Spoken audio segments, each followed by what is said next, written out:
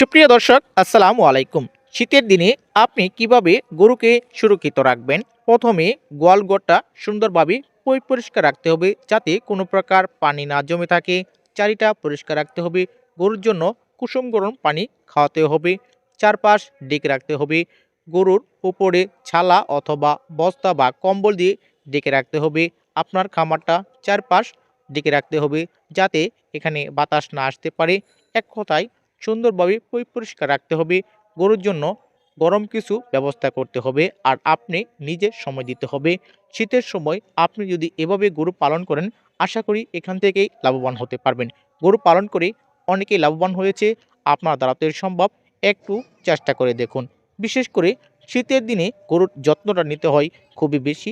এছাড়াও গরমের সময় আপনারা গরুর যত্ন নেবেন, তবে শীতের সময় একটু বেশি আকারে যত্ন নেওয়ার চেষ্টা করুন। ধন্যবাদ।